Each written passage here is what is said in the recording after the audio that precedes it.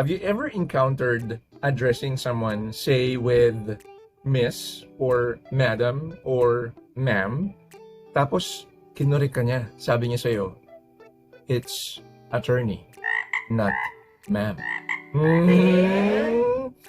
Are you triggered by that? If you are, stay tuned because I'm going to be talking about that next.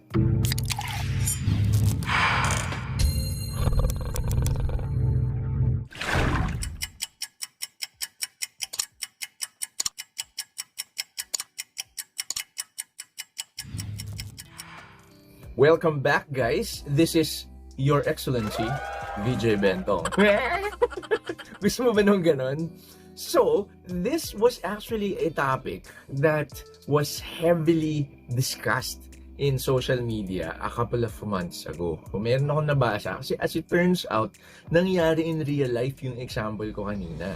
So, merong apparently isang lawyer na babae na in-address siya ng isang tao na yung actually nag-share ng post, no? In-address siya ng hindi ko ma-recall kung ma'am or miss, tapos kinorek siya na it's attorney, not ma'am.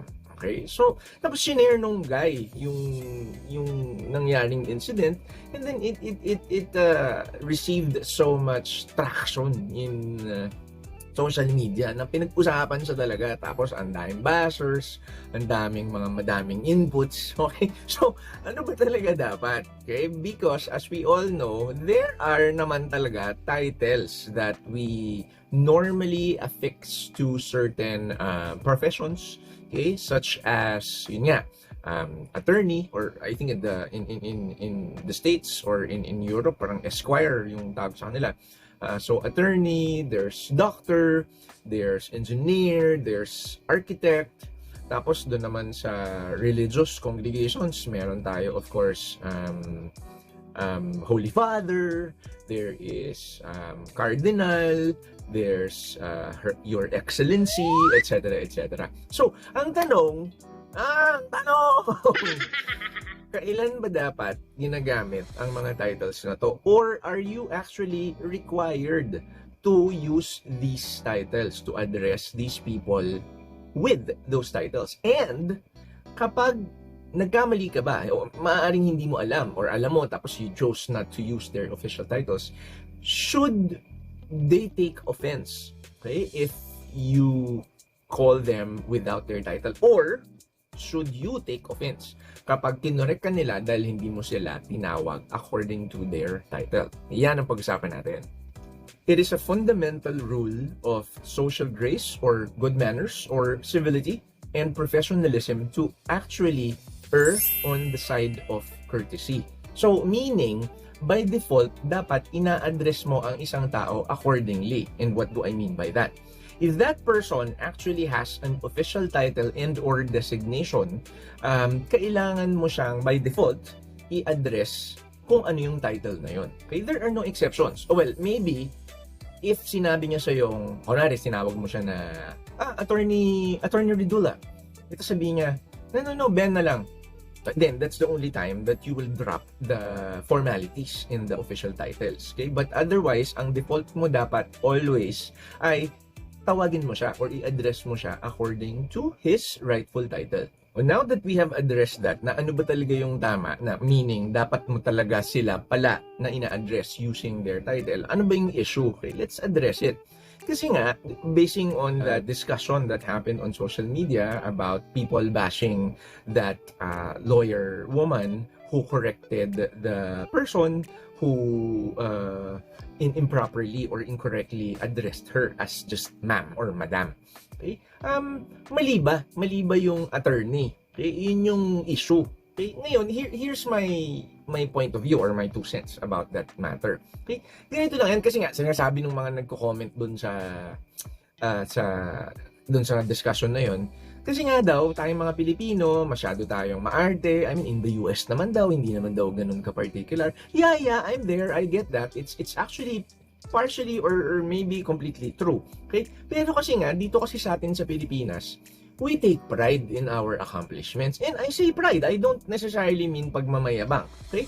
Ang sinasabi ko, tayong mga Pilipino, we're very particular with our accomplishments. And getting a title, getting a degree, getting a professional licensure exam passed, it's not a small feat.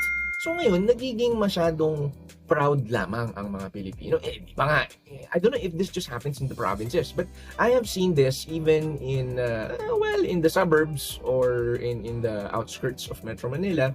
Yung mga nakikita ko na may mga bahay, tapos may mga karatula na nakalagay, congratulations, Angelica so-and-so for passing the board, or ganyan-ganyan, for being the fellow in ganito.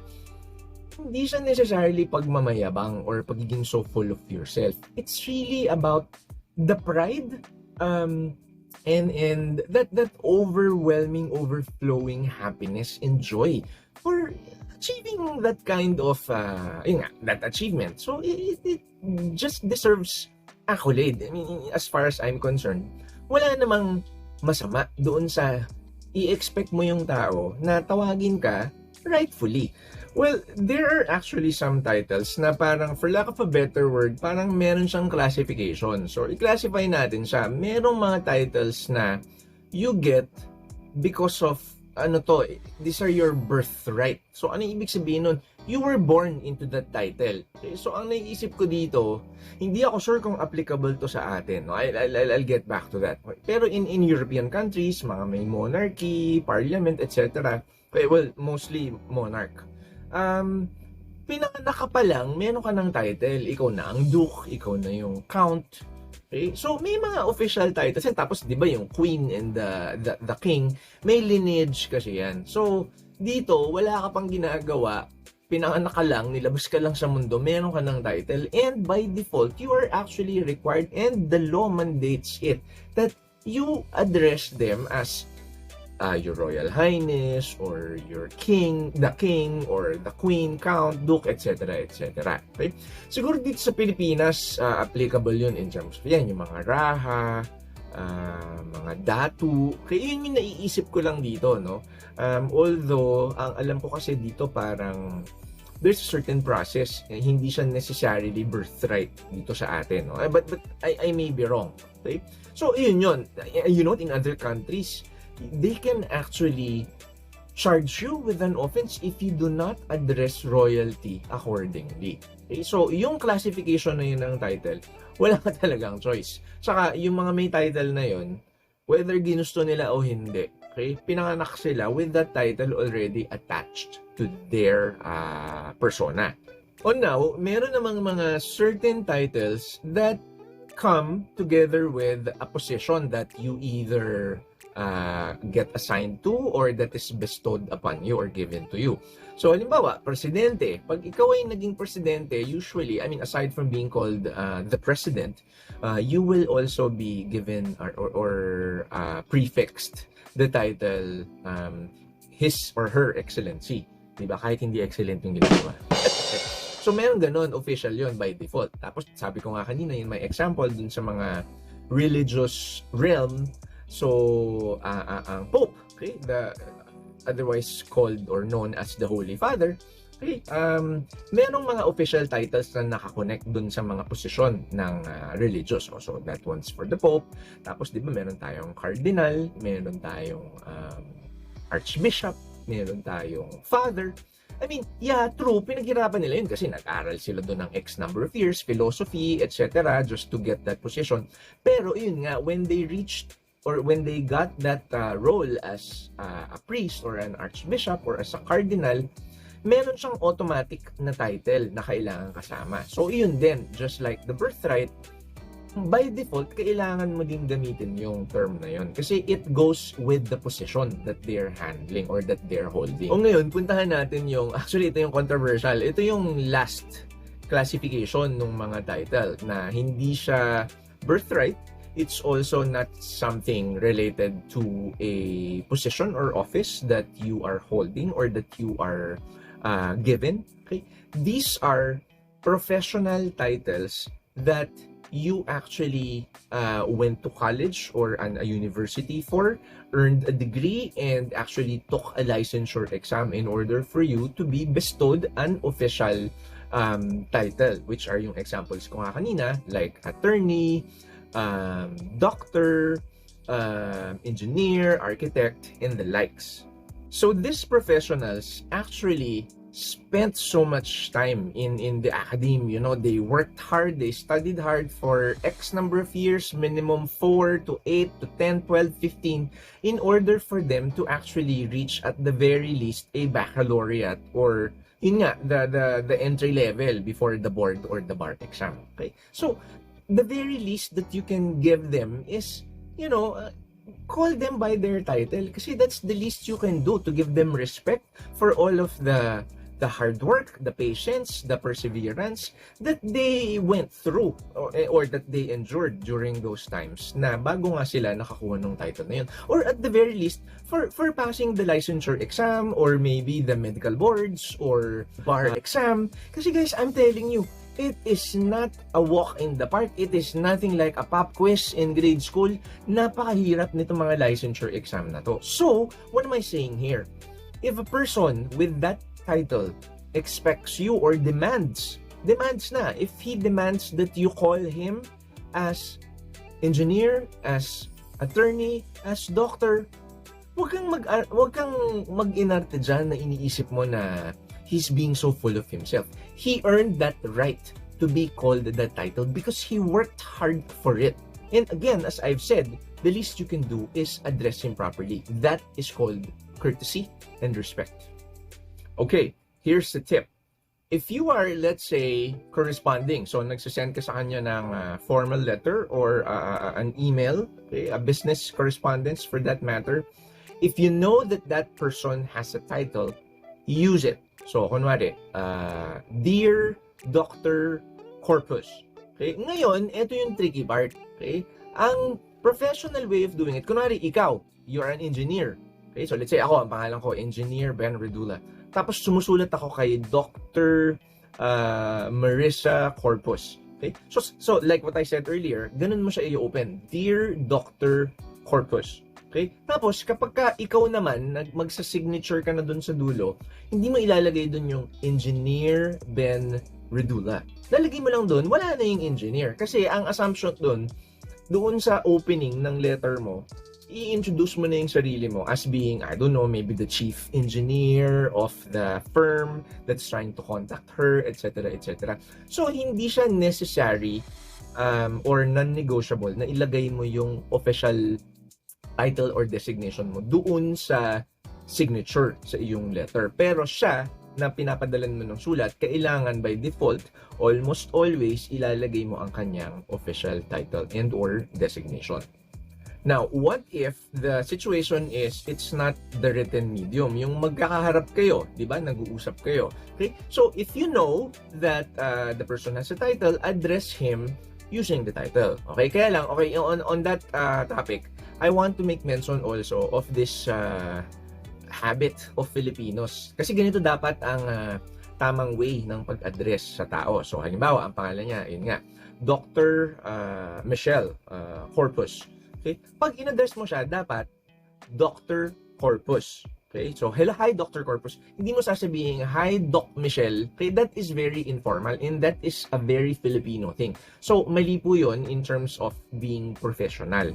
Okay? And using the right rules or etiquette in business. So, well, pag sinabi niyang, naku, wag mo na akong i-Dr. Michelle na lang, then that's the only time you call her Michelle, okay? But do not start off by assuming that it's okay to be informal by calling her Doc Michelle, okay? So, ganun lang yun. Kapag ka magkakaharap kayo. O ngayon, ito nga, yung, what if hindi mo naman alam yung title niya?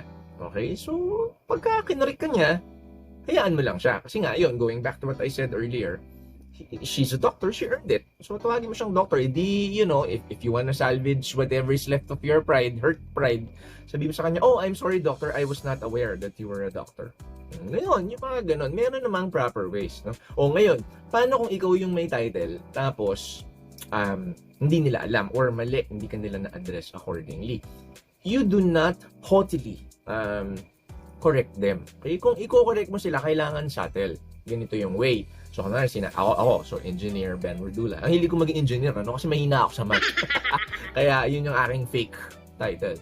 So, may nag-address sa akin, sasabihin niya sa akin, Mr. Verdula, hindi ko sasabihin, oh, it's engineer Verdula to you. Hindi ganon, no? Medyo ano yun eh. Yun nga, kaya sasabihin, baka ang mata pobre mo. So, with the right address, the proper way to address that is, kung sinabi niya, Mr. Dula, i-address mo lang, sagutin mo lang siya, just interact as if there was no improper addressing or salutation that happened. Tapos, i-make way into the discussion mo yung position title mo. So, sabihin mo sa kanya, oh, by the way, I'm actually the chief engineer of this project and I was the one given the responsibility to blah, blah, blah, blah, blah, blah. Hindi mo siya kailangang i-correct ng you'll make him feel so stupid. Okay? Kasi nga, baka naman hindi naman niya alam. Okay? So, ngayon, another subtle way of telling him kung ano yung position mo, hindi magbigay ka ng business card. Malamang dun sa business card mo, nakalagay dun na ikaw ay engineer. So, by default, nakita niya na engineer Ben Redula ka, malamang tatawagin ka niyang engineer Redula or as the Filipinos would say, engineer Ben. Tandaan ninyo, it's only proper to correct someone who is calling you by your name kapag nagkamali lang siya ng pronunciation ng pangalan mo or yung pangalan mo per se. Okay, that's the only time that you are actually allowed to correct him. Pero again, kapag nagkamali siya dun sa designation mo, find the subtle way to actually correct that mistake. That, ladies and gentlemen, is my vlog about how to properly use the official or professional titles to affix them in addressing people accordingly. I hope you learned a thing or two about this practice, and if there are any topics that you are interested for me to talk about, please leave your suggestions in the comment section below, and I will get to that as soon as I can.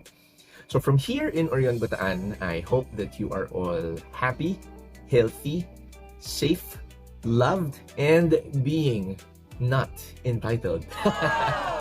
I will see you in my future vlogs. This is VJ Bentong.